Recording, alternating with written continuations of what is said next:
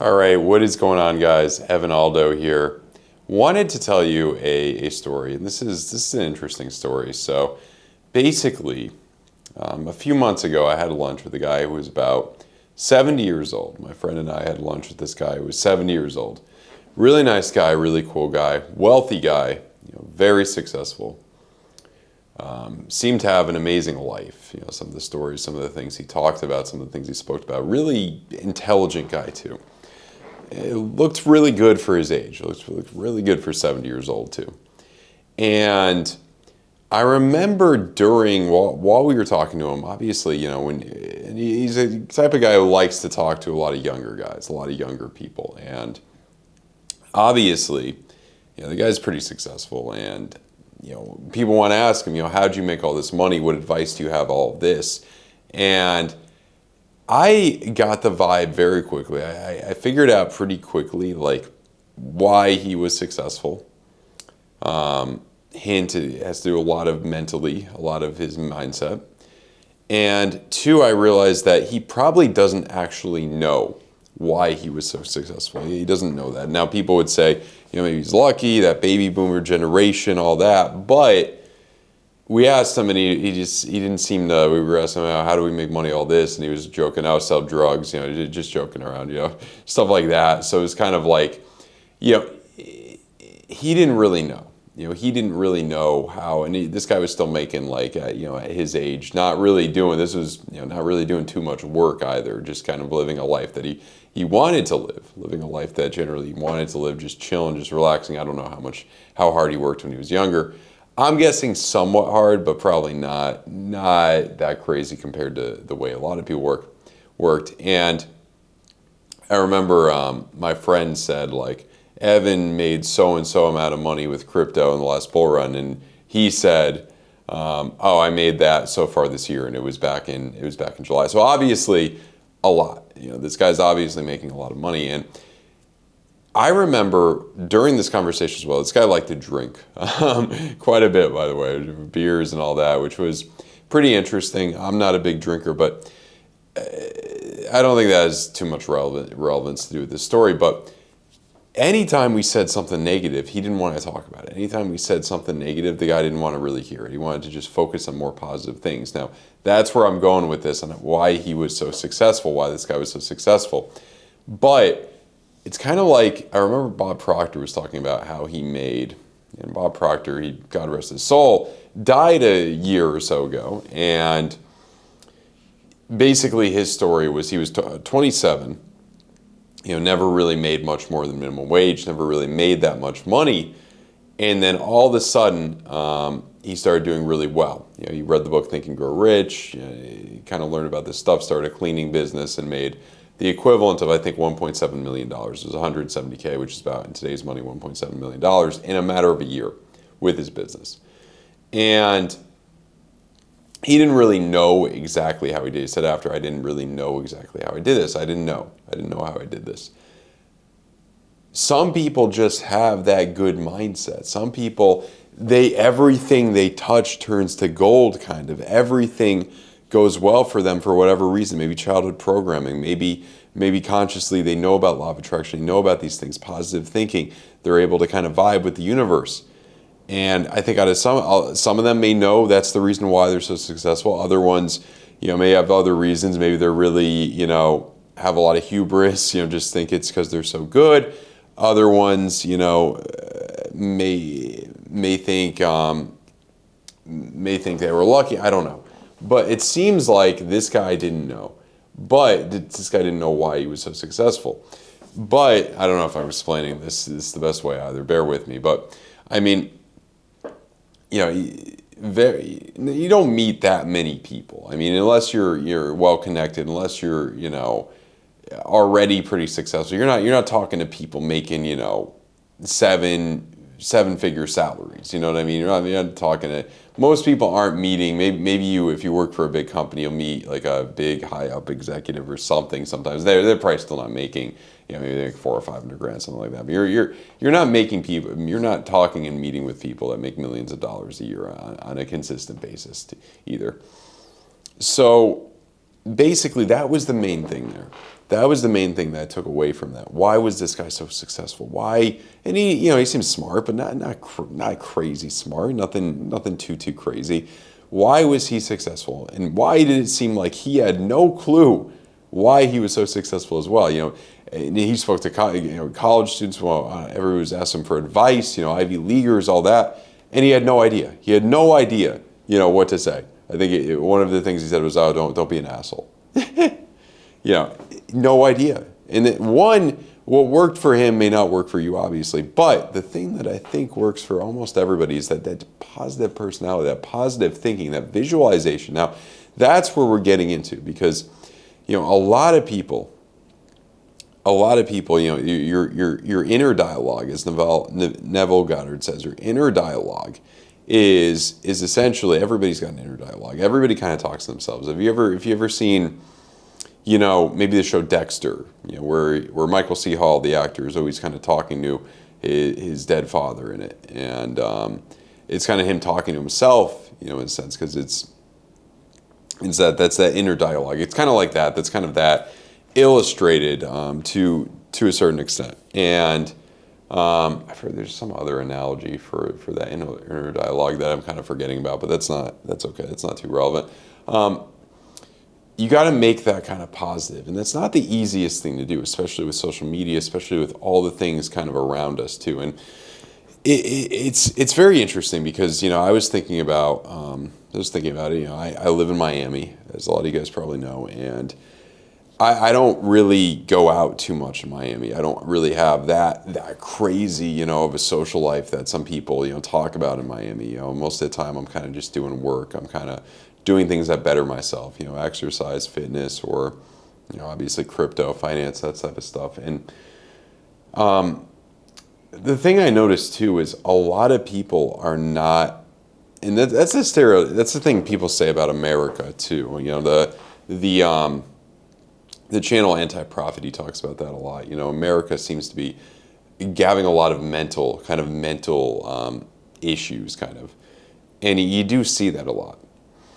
Maybe it's the superficiality of this place, everything. It's too, I don't want to bring this on to kind of a pros and cons of living in Miami. I think most of those pros and cons are pretty relevant in any major city in America. And there are many, I've traveled around a lot. There are many places that I've had a lot more fun in than the United States. That's kind of a side story. I'm kind of rambling a little bit right now. But ultimately, going back to that guy, ultimately looking, the one thing that everybody who's pretty wealthy, everybody who's had that success seems to have is that just that positive notion. And the other thing, too, is where this is what gets interesting. There's a lot of people, and just because you got successful, that doesn't mean, that sadly, it's not really where you could just sit back and chill and wait till you die. It's it's not. I'm not describing that right, but it's not where once you made it, it's all over. You know what I mean? There's still other things that can mess with you, such as your health. There's many people that manage to lose lots and lots and lots of their money, if not all of it. We've all heard those stories. Most lottery winners end up losing it all. Most people who just stumble upon a lot of money do it. I think most people who do inherit money end up losing it all too, which is, I get, there's different ways to look at that. At one point you could say it's kind of sad because you were rich and lost it all. At another point you could say they didn't deserve it because they didn't work for it. You can make that argument too. But, ultimately I think it's kind of your thoughts, your mental dialogue is what kind of creates your reality. The 3D, the 3D is what's in front of you, and that's something that you kind of need to, ignore. Like a popular excerpt by Neville Goddard, who I like a lot. He says, you want to get a house, but you don't have that. You have no money. Imagine yourself in that house. What would that house be like? Do it over time. The money will come. The things will come. Don't worry about how it's going to happen. Don't worry about exactly how it's going to happen. It will come. You need to believe. You need to trust in that. And the thing, too, that's interesting is, we live in a lot of fear. A lot of people live in a lot of fear. Anxiety is huge. There's a lot of people on pharmaceutical drugs for antidepressants, anxiety medication, especially in the United States of America. That's probably where it's most prevalent, I would say. And it seems like a lot of people, especially in Miami too, or especially in the United States of America, like I just mentioned, they have issues with that. And, that's where it could kind of mess with you. It could kind of mess with you because this stuff is very new. It's very, experimental. They didn't have it many years ago. And I don't know if that's a good thing or a bad thing, but it's more new. And then you look at that in a sense where how it affects this society. And, it's pretty wild too when I think about, the city I grew up in. So I did not grow up in a very wealthy city by any means, I would say. I went to public schools up until high school. When I was in high school, it was a little bit more wealthy. It was a Catholic high school that you had to pay to go to. So there were wealthier students. It wasn't really, really rich though compared to some areas. And I was from Connecticut compared to some areas in Connecticut. But, it was so different, just going from that public school to the Catholic school. And I look at, the city I grew up in, and, I've lived in LA, had a pretty good job out there. I've been in and out of Florida for 8 years now. Amazing place. It's kind of crazy how built up kind of Florida has gotten since, when I first kind of came here, in 2015, obviously with the pandemic, the exodus, from California, from New York, all that, coming down here, lived there, been to a ton of places, been, around the world. And the thing with that is I think that's kind of priceless, traveling. And it may not be for everyone. There may be certain places that certain people, like better than others. But I think you can definitely learn a lot about yourself, and you could see things are very, very different in different places. And just because you're kind of unhappy somewhere, you have anxiety somewhere, you're fearful somewhere, doesn't mean that going somewhere is going to cure all those problems, because it probably won't. But at the same time, it doesn't mean going somewhere can't cure those problems. You know what I mean? There's different things. There's different ways. There's so many different paths to go on. And the other thing too that I remember Bob Proctor talked about it, you don't know how much time you have left. I mean, we're not in a crazy enough world yet where we may be there soon, but theoretically, all of us could, not all of us, but theoretically, you or me could get hit by a car tomorrow, could die in some way, maybe a heart attack. There's always, people are dropping dead. I mean, regardless of what you think the reason is, I mean, people are dropping dead. It happens every day, even young people sometimes. Unlikely if you're younger, but it does happen. And yeah, that's ultimately the thing that, I kind of think about a lot. You don't know how much time you have left. So it's kind of like, can you live the life that you really want to live? Can you live the life that you really enjoy? And I was watching, you guys have probably seen American Income, that channel. There's a few, there's Daniel Mack, not that one, but that one's interesting. That one kind of serves the same purpose in this conversation. But, he asks, he's going up to ask a lot of people, what do you do? How much do you make? What experience do you have? All that for, the jobs and all that. And most of them are pretty boring. Most of them are pretty boring stuff. There's stuff you'd expect. Just, there's some business owners that's usually you don't have to be a genius to realize usually the rich, the wealthiest people, they own businesses, they own assets. That's kind of not the secret, but kind of the public information on how you make a very, very high income. You own assets typically. You own a business, you own assets that pay you, theoretically. That's kind of how it works. And, if you want to be kind of the middle class, or upper middle class, and you could get by, you don't own assets. You're a high-end, like a skilled employee, such as, a doctor, a nurse, a lawyer, something of that extent. This video isn't about, which way to go or what's better or what's worse, but ultimately, he asks a lot of these people, do you love what you do? And it's an interesting question, because most of them say yes. If not, the vast majority, I don't think I've ever heard someone say no, which is interesting. And I don't know if they're kind of being honest, because, even if you asked me, what I do, every day with all this, trading and all that, you ask me, do you love what you do? I would say, to a certain extent, I like what I do. I don't know if I really, I don't know if I really love anything overall, but it's an interesting word. It's an interesting word. I know Jacques Fresco said the word love was a bunch of it was a BS word, kind of a nonsense word. Kind of what does it really mean? And I think he had a pretty solid point there. But yeah, I mean, that's ultimately what you look at there, and it's kind of like, can you kind of escape? There's the notion that, I don't know, was it Andrew Tate that kind of made this big? It's like escaping the Matrix. Can you escape the Matrix? I know Dr. Bruce Lipton talked about that. Maybe that's been talked about since kind of the movie came out. The analogy for that, excuse me, that movie is not science fiction. It's a documentary. That's what Dr. Bruce Lipton essentially said about not science fiction, it's a documentary, which is, very interesting because, it's kind of like, can you break out of it? Can you break out of it? And I don't know about you, but I think I was able to, at least to a certain extent. And you kind of look at it's like, can everyone? And I think everyone kind of can. And it's interesting too because you look at the political landscape in the United States of America, it's just so divided. And you look at somebody's views on one side and somebody's views on the other side, and they're just so, oh my God, they're just so different. It's like, and I'm not even saying one's better than the other, but it's night and day. It's why, oh my God, it's just, you're living in a different planet almost. How kind of wild the view is,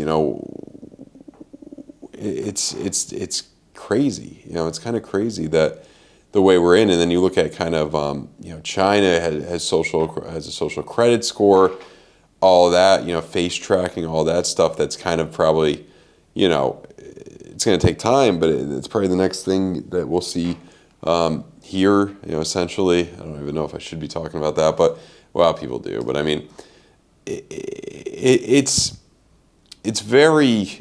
You think about all these things and it's kind of overwhelming, but what I want to go towards here, more about your thoughts, more about mindfulness, more about this stuff, is like, think about things. What do you really want? What that's always suppressed. What do you really want? And think about that. Think about that more, and let that kind of excite you. Let that excite you to a certain extent. And it's hard to do this. Easier said than done, but Ray Dalio, one of the biggest things he credits for his success, credits for his creativity, meditate twice a day for 20 minutes.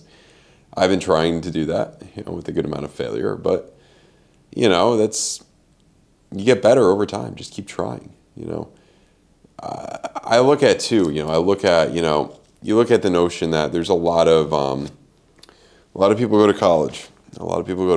And I'm not saying that's bad, but, I've talked to a lot of people who are very successful. Some people, especially one guy in general that I did go to college with, and he said if he had to do it again, he probably would have never went to college.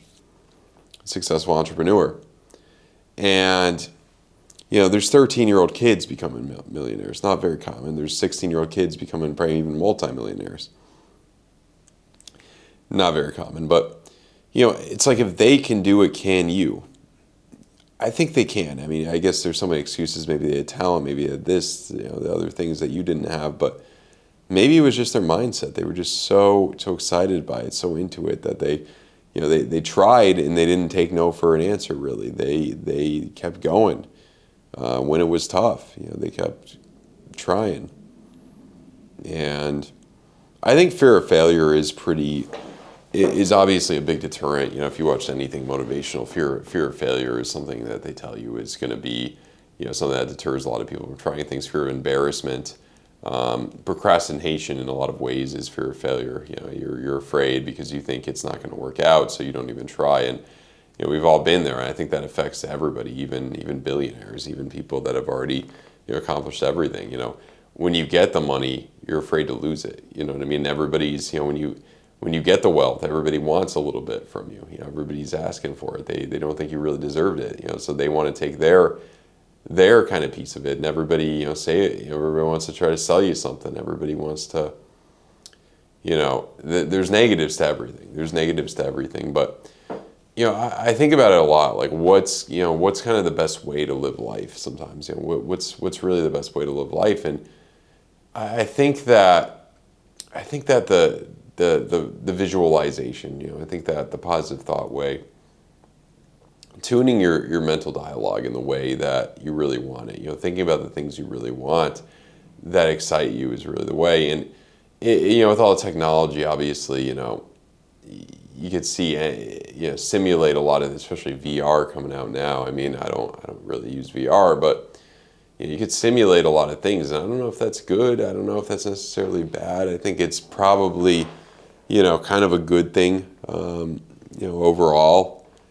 And ultimately, oh man, it's wild to think about it. It's wild. I think about my own life, all the places, all I've been, all the things I've kind of done, and when you look back, especially when you look back about something you were so stressed out about in the past, I mean, it doesn't really matter too much. And I think that what could also kind of get you in trouble, at least what I think has gotten me into trouble a little bit, is kind of worrying about what other people will think if you do something, because all along the way of you trying to accomplish something new, it's always going to be people who are adverse to it. People who are wanting you to do something else to fit in with them or whatever. And that's an important thing too. Only take advice. Never, never, never. This is a very important thing that I kind of want to end this video with. It is never, never, never, never take advice from somebody who has not accomplished what you want to accomplish. You want to, I don't know, start a business. Never take advice from somebody who's never started a business. That's not going to work out too well. They probably have no clue what they're talking about. You want to buy I don't know, you want to buy real estate. Don't take advice from someone who's never bought real estate before. Probably they're not going to know much. You know what I mean? Probably they're not going to know much. That's kind of that type of thing when it comes to that. I mean,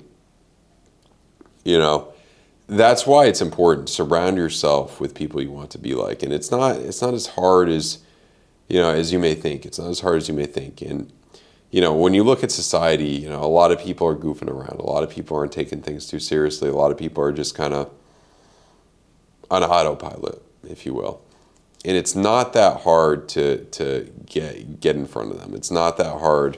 Your competition it may look hard, especially you look at YouTube, everything looks so masterfully done. But with a little bit of practice and a little bit of figuring out how things actually happened, it's not as hard as you would think, a lot of these things. And I mean, you look at kind of economic cycles too. Like you look at recessions, which is, they don't happen, they don't happen all that often, I guess. The last one, obviously, '08. I mean, some argue we're already in a recession or whatever, but I mean, it's been a while. A lot of people that were alive in 2008 aren't even alive anymore. It's been over, about 15 years now, and I think we're going to enter one. We're due for one, but it's the thing too. When you talk about like investing, it's like, wait year. How long are you going to wait? Sunken cost fallacy for something to really happen. That's when the apathy kind of gets in with kind of Bitcoin, the peak apathy, when it really is time to get in, really is time to kind of get into these things, crypto and all that, because there's so much apathy. No one cares anymore because it's just so boring. People are thinking, how many more years do I have? How many more years do I have to wait? And I mean, even if you're young, even if you're young, you kind of think about that too. Even if you're in your 20s, and it's interesting because I'm 26, and I remember somebody told me when I was like, I don't know, 20 or 21, somewhere around that age, maybe even 19, young. I think I was 20. They were like, you got your whole life ahead of you. You're 20 years old. And I was thinking to myself, man, I'm kind of like 1/4 of the way to 80. And I mean, it's kind of crazy too, because now I'm over 1/4 of the way to 100, which is pretty crazy. I'm 1/4 of the way to 104, which is pretty crazy if you think about it. I remember I made some old video when I was a nobody, when I had no subscribers, no followers, nothing on YouTube. And I said I was like 22. I said I was 21. Yeah, I was 21, I believe, and I said I'm 1/4 of the way to 84. I really don't. I'm 1/4 of my life to 84. I mean, who knows how long I'll live? Is essentially over. Even if let's say I live to 104, it's essentially over. You don't have as much time as theoretically you think you have. You definitely need to act on things, and you need to act on them, soon. You can't, most people say, oh, I'll do it tomorrow, and then it never gets done because, they didn't want to do it. You gotta, and it's kind of the fear of failure that, that kind of is that. I mean, it kind of does that. It creates that, let's say. And, ultimately, you look at depression, you look at all these type of things. I mean, I think at the end of the day, we just got to be more positive, and we got to try, we're all creative. We all have the ability to kind of do what we want. We all have that ability. And I mean, people talk about, we're really in a simulation, all that, and you could create your own reality. Is that true? I have no idea. I wish it was simpler to know these things, but yeah, I mean, that's what I want to leave you on. I mean, it's a lot of thoughts, but it's just these thoughts of consciousness I have. It's pretty wild. It's pretty wild, and I think ultimately, stay more grounded. Stay with nature. I remember too, just like the most powerful thing. I mean, Jim Carrey said this too when he would drive through the richest neighborhoods, and pretend he was that actor, and he felt like he was, and then he became that, and he really wanted it. And I think that's the nutshell of what I want to leave you guys with. But if you could convince yourself, your mind doesn't know the difference. If you could convince yourself to believe that you already have what you desire, which is, it's not that easy to do. It's not that easy to do. If you could convince yourself to believe, that you believe you already have what you desire, and that sounds like freaking delusion, but if you can, I think that's kind of just the law of the universe, that it will come to you, it'll work. And that's what I've seen many, many times in my life. And yeah, that's ultimately it, man. And that's ultimately what I look at. So anyway, guys, hope you enjoyed this. Leave a like, subscribe to the channel, leave a comment down below. Have a good one, guys. Goodbye.